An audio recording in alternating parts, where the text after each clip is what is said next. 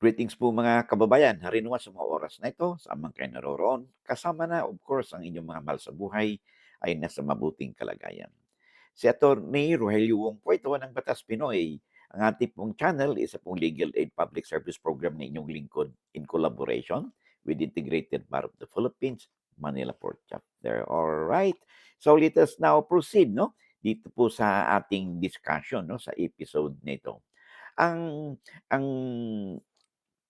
topic po na ating tatalakayin ay may kinalaman po sa tinatawag na nilang adverse claim o minsan nakalagay din do'n sa titulo ng lupa o sa tax declaration certificate na nakalagay may tatak doon o annotation na nakalagay, precautionary notice. So may nagtatanong, ano bang ibig sabihin ng precautionary notice na 'yan, 'no? Well, literally 'pag sinabing precaution, iba yung 'pag precaution, ingat lang, 'no? Notice, babala, 'no? So, ibig sabihin niyan 'pag meron po tayong, nakalagay sa ating titulo ng lupa, 'no, at saka sa tax declaration certificate ng mga di pangkaraniwang mga nakatatak, 'no, tulad ng may nakalagay do'n halimbawa adverse claim.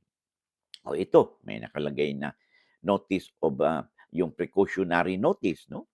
So, medyo siyempre alarm bells po 'yan. Meron naman din naka-annotate doon sa titulo o sa tax declaration certificate na may right of way, 'no?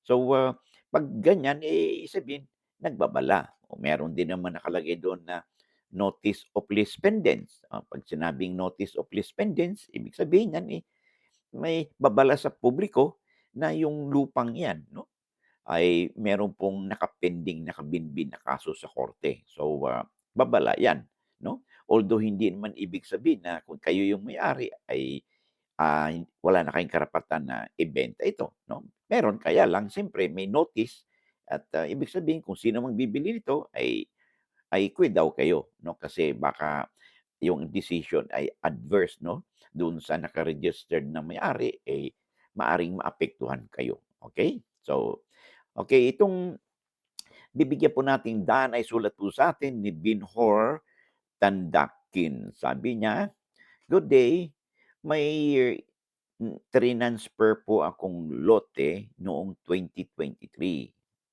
May annotation na precautionary notice sa tax declaration certificate. Pero sa register of deeds, sa titulo, wala." Okay. Noong 2022 po ay pinapa-annotate ng nag-claim na kaapelyido pero di naman nagsampa ng kaso. Tapos ngayon, ako na yun yung pinabarangay at gustong kasuhan na di daw puwedeng i-transfer yung 2023 kasi may adverse claims siya. Ilang days ba ang visa ng precautionary tax declaration certificate? So, yun ang tanong niya sa atin. Una, um, kayo na rin may sabi 'no, na nagkaroon ng nagkaroon siya ng nag-file siya ng adverse claim, 'no? Tulad ng sinasabi natin 'pag may isang claimant nag-file ng adverse claim, kailangan, within 30 days from the filing of their affidavit of adverse claim ay mag-file siya ng complaint or petition sa korte at ipapahayag niya dun kung bakit, anong basehan at anong legal na pinanghuhugutan niya dun sa kanyang adverse claim dun sa property. Tandaan po natin, ang adverse claim 'no, ay isang kaakibat na remedy diyan na kung saan ang isang claimant 'no, ay may habol siya o interest siya do'n sa lupa. Walang pakialam ito 'no, do'n sa ibang usapin. Halimbawa, may utang 'no, wala namang kinalaman sa lupa, hindi po puwede yung adverse claim 'no. So, ang adverse claim nakatali po 'yan 'no, naka-attach po 'yan do'n sa lupa na ang claimant ay sinasabi niya na meron siyang karapatan do'n sa nasabing lupa kaya nagpa-file siya ng adverse claim. So, ngayon, okay, there are two ways of, addressing your question. Una, ah, merong kung para ma-cancel yung tax declaration certificate na yan, dalawang method 'no, ang tawag natin diyan ay yung administrative method.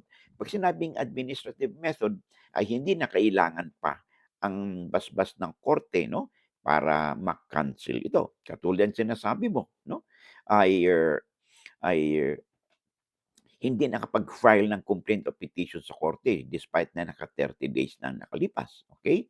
Kaya siyempre kahit na kayo may titulo na 'no, may tituladong lupa ninyo, ay hindi po talaga kayo mabibigyan ng panibagong tax declaration certificate hanggang hindi po na-resolve po yung adverse claim na 'yan 'no.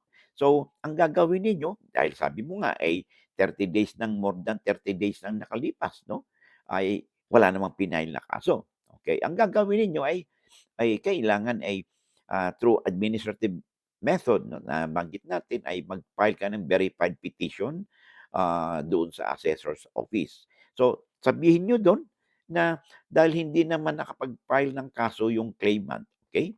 So, hinihingi ninyo ngayon na i-cancel na 'no, by administrative method. Kasi yung assessor's office po ay may discretionary power po 'yan 'no, na na ma-cancel yung adverse claim dahil hindi naman nakapag-file ng complaint or petition yung claimant sa korte. So, discretionary na nila 'yan. Now, meron ding situation na ayaw 'no, ayaw pakinggan ang inyong petition ng assessor's office. Ang gagawin ninyo or maaari man sa Register of Deeds ay ang gagawin ninyo ay pupunta na kayo do'n sa korte, yung judicial method 'no, okey? Gano'n din maghain ka ng petition do'n sa korte at i-allege ninyo yung sinasabi natin na ay hindi naman nakapag-file ng petition 'no, yung claimant. So, sa loob ng prescribed period of 30 days 'no, from the filing of the notice of affidavit, okey? So, hingin niyo sa korte ngayon na, maglabas ng order para ma-cancel yung, adverse claim at mabigyan kayo ng panibagong, yung inyong tax declaration certificate ay maging malinis 'no, at wala na siyang annotation. So, tandaan po natin 'yun ha, dalawang method. Administrative, ibig sabihin hindi na kailangan pang basbas ng korte, kasi administrative lang 'yan 'no, sa kadahilanang na-mention natin. 'Yun namang isa, judicial, kung halimbawa nakapending yung kaso sa korte, aba'y may jurisdiction na po ang korte po diyan, kaya hindi po maaaring maging administrative method ang inyong paraan kung may nakabinbin na kaso sa korte.